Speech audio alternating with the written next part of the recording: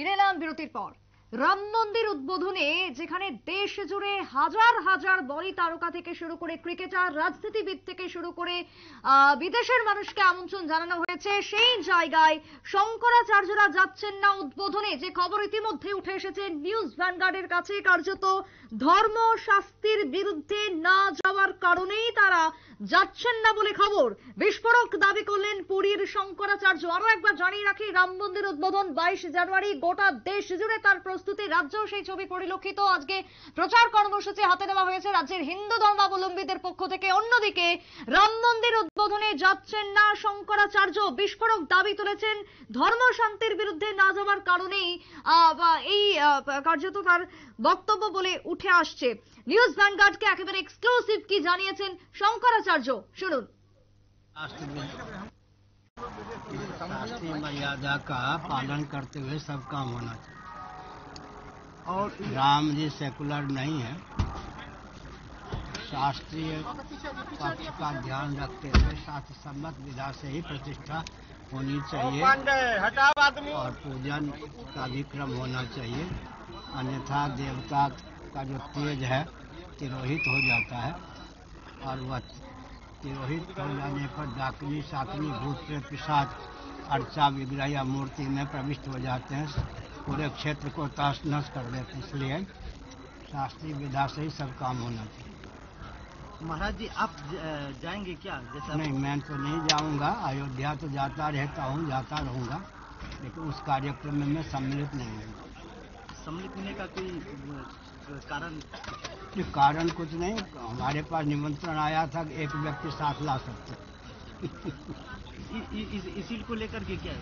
इसी को लेकर मैं कोई नाराज नहीं होता। मेरी आप अच्छा महाराज जी, अपनी नीति है, मेरा अपना सिद्धांत, उस कार्यक्रम में मैं जाके क्या करूँगा?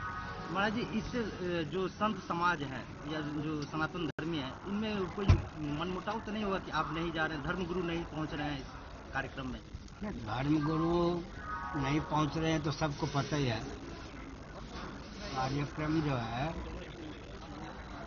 भारत के प्रधानमंत्री जी गर्भगृह में होंगे, मूर्ति का स्पर्श करेंगे, प्रतिष्ठित करेंगे। इसको राजनीतिक रूप दिया ही गया है। मर्यादा पुरुषोत्तम भगवान राम की प्रतिष्ठा होगी तो शास्त्र सम्मत विधा से होनी चाहिए। यह है, मैं तो विरोध नहीं करूंगा, जाऊंगा भी नहीं। मैंने अपना पक्ष रख दिया। आधा तीतर आधा बटेर की कहावत चरितार्थ न करें, सब कुछ शास्त्र सम्मत विधा से हो। यातायात जो है लौकिक नियम है ना, विधि निषेध, उसका पालन करने पर गंतव्य तक व्यक्ति पहुंचता है। इसी प्रकार शास्त्र सम्मत फल चाहिए तो शास्त्र सम्मत विधि निषेध का पालन भी करना चाहिए। यह भी आधा तीतर आधा बटेर की कहावत चरितार्थ न हो। महाराज जी, जैसा आपने एक बार कहा था कि भारत जो हिंदू राष्ट्र हुआ, कब तक संभव हो सकता है? हिंदू राष्ट्र की ओर तो बहुत द्रुत गति से भारत चल ही रहा है। एशिया महाद्वीप भी हिंदू महाद्वीप होगा ही। पूरा विश्व हिंदुत्व के रंग में रंगेगा, क्योंकि सबके पूर्वज सनातनी वैदिक और हिंदू ही थे। हिंदुओं का जो वेदादि शास्त्र सम्मत सिद्धांत है और दर्शन পুরী শঙ্করাচার্যের বক্তব্য আপনারা শুনলেন। ধর্মশাস্ত্র মতে রামলালার প্রাণ প্রতিষ্ঠা হচ্ছে না, মূর্তি প্রতিষ্ঠা হচ্ছে না, একেবারে বিস্ফোরক মন্তব্য কার্যত পুরীর শঙ্করাচার্যের। এবং তিনি এই অনুষ্ঠানে যাবেন না। সনাতন ধর্মের একেবারে শীর্ষ হিসেবে যাকে ধরা হয় শঙ্করাচার্য, তারই মধ্যে পুরীর শঙ্করাচার্যের বক্তব্য এই মুহূর্তে নিউজ ভ্যানগার্ডে একেবারে এক্সক্লুসিভ আপনারা দেখলেন। বিস্ফোরক দাবি পুরীর শঙ্করাচার্যের। সরাসরি চলে যাব নিউজ রুমে, আমাদের প্রতিনিধি অঙ্কিতা বর্ধন রয়েছে। অঙ্কিতা, পুরীর শঙ্করাচার্য যাচ্ছেন না রাম মন্দির উদ্বোধনে, কেন, কি কারণ, কি জানতে পারছো? একদমই, দেখো 22 জানুয়ারি অযোধ্যায় রামলালার প্রাণ প্রতিষ্ঠা, তাকে কেন্দ্র করে অযোধ্যায় কিন্তু ইতিমধ্যেই সাজো রব, অনেকেই হয়তোবা আমন্ত্রণ পেয়ে প্রায় টিকিট কাটাও শেষ। কিন্তু সেই জায়গায় এই মুহূর্তে আপডেট উঠে আসছে রাম মন্দির উদ্বোধনে 4 শঙ্করাচার্যরা যাচ্ছেন না। কেন যাচ্ছেন না সেই বিষয়ে যখন জানা যায়, তখন খবর উঠে আসে যে শঙ্করাচার্যরা এই মুহূর্তে রাম মন্দির উদ্বোধনে যাবেন না। কারণ হিসেবে তারা বলছেন যে সনাতন ধর্মের নিয়ম লঙ্ঘন করা হয়েছে, তার জন্য তারা রাম মন্দিরের উদ্বোধনে যাচ্ছেন না। যে জায়গায় একেবারে সাধু সন্তরা ইতিমধ্যে অযোধ্যার জন্য রওনা দিয়েছে, সেই জায়গায় দাঁড়িয়ে শঙ্করাচার্যদের বক্তব্য যে সনাতন ধর্মের যে নির্দিষ্ট নিয়ম রয়েছে সেই নিয়মগুলি লঙ্ঘন করা হয়েছে, তার জন্যই তারা রাম মন্দির বয়কট করেছে, তারা রাম মন্দিরে যাবেন না। কি কারণে যাবেন না, কি নিয়ম লঙ্ঘন করা হয়েছে, সেই বিষয়টা নিয়ে আমি বিস্তারিত জানবো। আমার সাথে রয়েছে নিউজ ভ্যানগার্ড এক্সিকিউটিভ এডিটর নীল বণিক। নীল, এই মুহূর্তে শঙ্করাচার্যরা জানাচ্ছেন যে নিয়ম লঙ্ঘন করা, সনাতন ধর্মের যে নিজস্ব নিয়ম রয়েছে সেই নিয়মটা লঙ্ঘন, আদতে কি নিয়ম লঙ্ঘন করা হয়েছে? তারা যেটা বলতে চাইছেন যে রাম মন্দির পুরোপুরি প্রতিষ্ঠা হওয়ার আগেই রামলালার মূর্তিকে প্রাণ প্রতিষ্ঠা করছেন। কোনো মন্দির পুরোপুরি কমপ্লিট না হলে সেইখানে ভগবানের আগে থেকে মানে প্রাণ প্রতিষ্ঠা করা যায় না। তারপর যে যে পদ্ধতিতে মানে হিন্দু শাস্ত্র ধর্ম বা সনাতনী শাস্ত্র ধর্ম মতে রামলালার যে মূর্তি প্রতিষ্ঠাকে কেন্দ্র করে যে সমস্ত কর্মসূচি রাম মন্দির কর্তৃপক্ষ নিয়েছে সেটা শাস্ত্র মতে নয় বলেই মনে করছেন পুরীর শঙ্করাচার্য। তবে এটা আমি বলছি না, যে আমরা বলতে পারি না যে 4 জন শঙ্করাচার্য যাচ্ছেন না। পুরীর শঙ্করাচার্যের মুখ থেকে যে কথাটা আজকে শোনা গিয়েছে যে তিনি শুধু নয়, 4 জন শঙ্করাচার্যই কিন্তু রামলালার যে প্রতিষ্ঠা সেই মানে রামলালার প্রতিষ্ঠার দিন তারা যাচ্ছে না। তারা একবারও বলেননি যে অযোধ্যা মন্দিরে যাবেন না। আমরা কিছুক্ষণ আগে যে পুরীর শঙ্করাচার্যর যে বক্তব্য শুনছিলাম সেখানে কিন্তু তিনি পরিষ্কার বলেছেন যে অযোধ্যায় আগেও গেছি এবং অযোধ্যার যে রাম মন্দির সেই রাম মন্দির নিয়ে আমাদের মধ্যে কোনো বিতর্ক নেই, আমরা রাম মন্দিরে পরে যাব, কিন্তু সেদিন রামলালার প্রতিষ্ঠার সময় আমরা যাব না। তার কিছু মানে যে রামলালার প্রতিষ্ঠাকে কেন্দ্র করে প্রাণ প্রতিষ্ঠাকে কেন্দ্র করে মন্দির কর্তৃপক্ষ যে সমস্ত অনুষ্ঠান রেখেছে সেগুলো শাস্ত্রীয় মতে সবটা করা হচ্ছে না, এটা মূলত তাদের অভিযোগ। এবং তিনি যেটা বলছেন যে আরো 3 জন যাবে না, কিন্তু এই বিষয়ে এখনো পর্যন্ত 3 জনের বক্তব্য তো আমাদের কাছে এসে পৌঁছায়নি, তাই আমরা বলতে পারি না যে 4 জন শঙ্করাচার্য রয়েছেন 4 জনের মধ্যে 4 জনই যাবে না। তবে যেহেতু পুরীর শঙ্করাচার্য তিনি বলেছেন তার কথার একটা গুরুত্ব রয়েছে, সমস্ত মঠ মন্দিরের যারা সাধু সন্ন্যাসীরা রয়েছেন তারা কিন্তু সবার প্রথমেই 4 শঙ্করাচার্যর মতামতকে গুরুত্ব দেয়। সেই ক্ষেত্রে আজকের পর দিয়ে হয়তো রাম মন্দির কর্তৃপক্ষকে পুরীর শঙ্করাচার্যের বয়ান অনুযায়ী অনেক কিছু ভাবতে হবে। সেই সঙ্গে যদি 3 জন শঙ্করাচার্য যদি না যায় সেটা নিয়েও কিন্তু 3 জনকেই ভাবতে হবে। তবে এটাও তিনি বলেছেন যে পুরীর শঙ্করাচার্যর মুখে আমি শুনলাম, এটি সর্বভারতীয় টেলিভিশনে তিনি ইন্টারভিউ দিয়েছেন, আবার একটা স্পেশাল ইন্টারভিউ দিয়েছেন। তো সেইখানে তিনি পরিষ্কার বলেছেন যে তিনি এই অনুষ্ঠান মানে তিনি যাবেন না, মানে কোথাও তিনি রাম মন্দিরের বিরোধিতা করছেন না। তিনি রাম মন্দির যে এতদিন পরে যে হচ্ছে তার জন্য তিনি যারা করেছেন তাদেরকে ধন্যবাদ জ্ঞাপন করেছেন। তিনি আগামী দিনে রাম মন্দিরে যাবেন, রামলালাকে পুজো দেবেন। পাশাপাশি রাম মন্দির যে কর্তৃপক্ষের যে লড়াই, সেই লড়াইয়ের সঙ্গে তিনি এতকাল ছিলেন, আজও থাকবেন, আগামীকালও রয়েছেন বলে কিন্তু তিনি পুরীর শঙ্করাচার্য কিন্তু তিনি বলেছেন। পাশাপাশি কেউ যাতে তার এই বক্তব্যকে রাজনৈতিক দিক থেকে ব্যাখ্যা করতে না পারে তার জন্য পুরীর শঙ্করাচার্য পরিষ্কার বলে দিয়েছেন যে কেউ জানি ধরে না নেয় যে তার এই না যাওয়াটা হচ্ছে কেন্দ্রীয় সরকার বা বিজেপির বিরোধিতা। তিনি কারুর বিরোধিতা করছেন না। তিনি মোদির পার্সোনালি তিনি যেটা কোট করে বলেছেন যে আমি কোনো মোদির বিরোধিতাও করছি না, আমি মোদির পক্ষেও নেই, আমি মোদির পক্ষেও যেমন নেই বা রামলালা নিয়ে কিন্তু কোনো রকম মোদির বিরোধিতা করছি না, বিজেপির বিরোধিতা করছি না। তার এই বক্তব্য হচ্ছে যে শুধুমাত্র তার যে অভিযোগ বা তার যে ক্ষোভ সেটা হচ্ছে যে রাম মন্দির কর্তৃপক্ষ যেভাবে রামলালার মূর্তিটা প্রতিষ্ঠা করতে চাইছে সেটা পুরোপুরি হিন্দু শাস্ত্রীয় মতে হচ্ছে না, তার এটাই মূলত ক্ষোভ।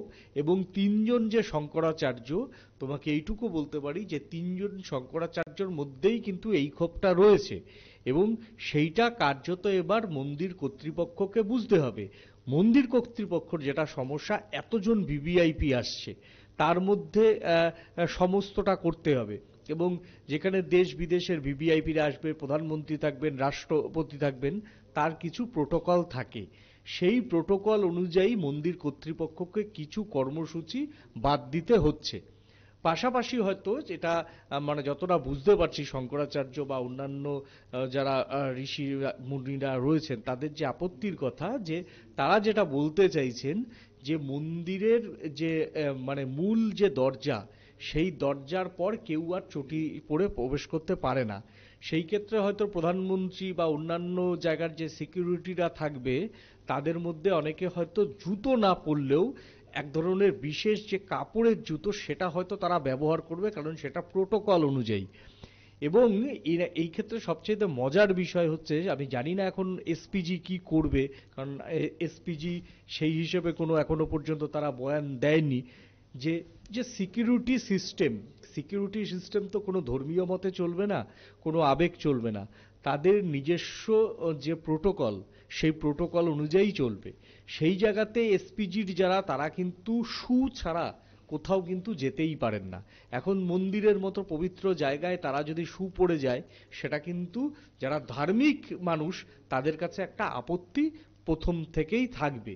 দ্বিতীয় কথা হচ্ছে প্রধানমন্ত্রীর যে প্রোটোকল, সেই প্রোটোকলে প্রধানমন্ত্রী রামলালার যে প্রতিষ্ঠা, সেই প্রতিষ্ঠার সময়ে প্রধানমন্ত্রী কিভাবে বসবেন সেগুলো কিন্তু ঠিক হয় প্রোটোকল অনুযায়ী, সেগুলো কোনো আবেগ দিয়ে ঠিক হয় না।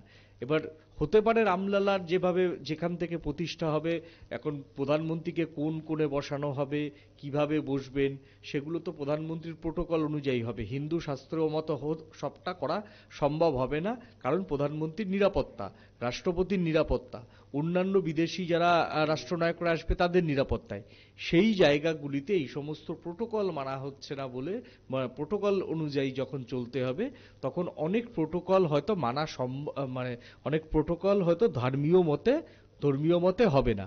সেই জায়গাতে এই শঙ্করাচার্যদের কিন্তু ইতিমধ্যেই একটা ক্ষোভ রয়েছে।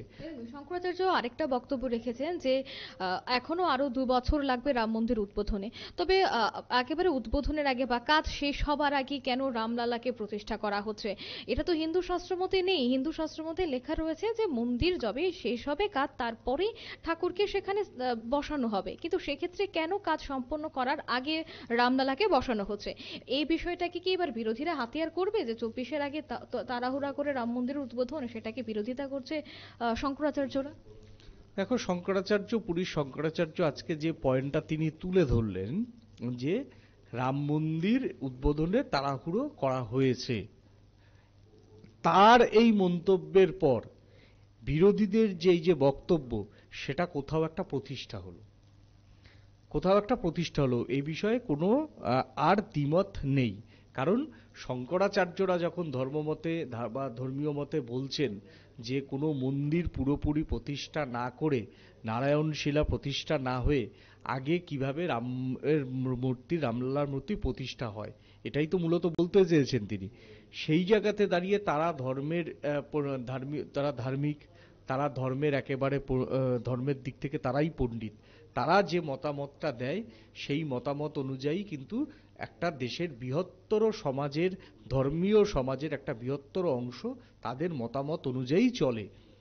সেই জায়গাতে দাঁড়িয়ে বলতে পারি যে তিনি যে মন্তব্য করলেন যে 2 বছর আগে কার্যত তাড়াহুড়ো করে উদ্বোধন করছেন, তাড়াহুড়ো শব্দটা তিনি ইউজ করেননি, তিনি বলেছেন 2 বছর আগে রাম মন্দির তৈরি হচ্ছে।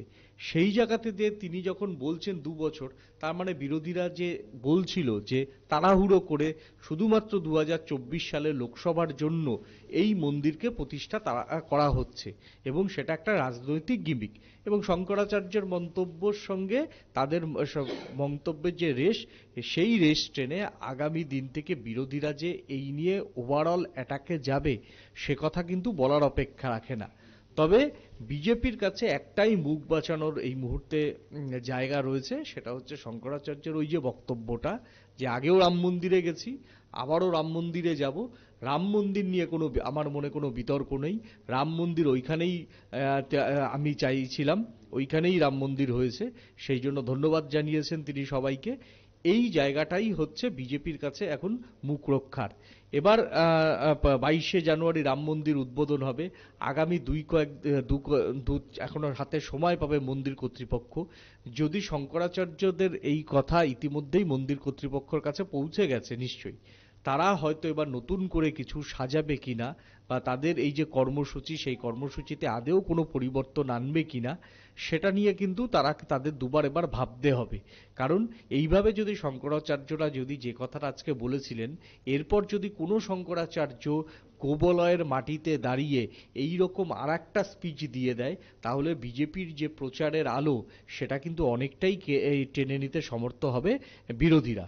এবং বিরোধীরা যেখানে কংগ্রেস সহ অন্যান্য বহু দল হয়তো রাম মন্দিরের উদ্বোধনে যাচ্ছেন না, সেই ক্ষেত্রে কিন্তু রাম মন্দির নিয়ে যে রাজনীতি হচ্ছে সেটা কিন্তু বিরোধীরা কার্যত দেশের একটা মানুষের কাছে অন্তত 36-37% মানুষের কাছে কিন্তু তারা বোঝাতে পারবে এবং সেটা বোঝাতে ইতিমধ্যে সক্ষম হয়েছে। এইবার নরেন্দ্র মোদীকে বা সেখানকার যারা মন্দির কর্তৃপক্ষ আছে তাদের ভাবতে হবে যে রাম মন্দিরের এই উদ্বোধনটা কিভাবে সর্বজন বিদিত করা যায়। না হলে কিন্তু হ্যাঁ দেখো, সর্বজন বিদিতে না করলেও রাম মন্দির নিয়ে উচ্ছ্বাস থাকবে না তেমনটা নয়। রাম মন্দির নিয়ে বহু মানুষের উচ্ছ্বাস রয়েছে এবং কার্যত সেটা একটা মেগা ইভেন্ট 2024-এর আগে। এবং বহুকাল ভারতে কিন্তু যে মেগা ইভেন্ট যদি বলা যায়, তাহলে মেগা ইভেন্ট কিন্তু এটা ভারতে কিন্তু আগামী 22শে জানুয়ারি দেখবে। সেই জায়গাতে মানুষের আবেগ থাকবে। কোনো কেউ একটা বললে সেই আবেগ ছোট হয়ে যায় তা কিন্তু একেবারেই নয়। সেই জায়গাতে দাঁড়িয়ে এখন এই শঙ্করাচার্যদের বক্তব্য শোনার পর এই সূচিতে কোনো রকম কোনো পরিবর্তন আসে কিনা, বা বিশ্ব হিন্দু পরিষদের মতো যারা এই অনুষ্ঠানটা অর্গানাইজ করছেন তারা সবাই মিলে শঙ্করাচার্যদের কাছে ঠেলায় পড়ে দৌড়ে গিয়ে কোনো রকম পরিবর্তন তাদের মানভঞ্জন করে কিনা, আগামীকাল থেকে সেটাই সবচেয়ে দেখার বিষয়। তুমি শুনলে সুপ্রীতি, এই মুহূর্তে কিন্তু শঙ্করাচার্যদের বক্তব্য নিয়ে তোলপাড় গোটা দেশ, যেখানে একেবারে দেশ বিদেশ থেকে সাধু সন্তরা রাম মন্দিরের উদ্দেশ্যে রওনা দিয়েছে। সেদিকে শঙ্করাচার্যরা বলছেন যে সনাতন ধর্মের নিয়ম ভঙ্গন করা হয়েছে, যার জন্য তারা এবার রাম মন্দিরে যাচ্ছেন না, অর্থাৎ উদ্বোধনের দিন যাচ্ছেন না। আগামীতে তারা যাবেন, তারা যেন একেবারে বয়কট করেছে তা নয়, শুধুমাত্র উদ্বোধনের দিন তারা যাচ্ছে না বলেই এই মুহূর্তে শঙ্করাচার্যদের পক্ষ থেকে জানা গেছে। সুপ্রীতি, বেশ, ধন্যবাদ অঙ্কিতা তোমাকে। এবং সেই জায়গায় রাম মন্দিরের মতন অনুষ্ঠান, যে জায়গাতে দেশের 4 শঙ্করাচার্যের উপস্থিত না থাকার ঘটনা বেশ তাৎপর্যপূর্ণ বলেই মনে করছেন অনেকেই। একটা ছোট্ট বিরতির পর ফিরছি, সঙ্গে থাকুন।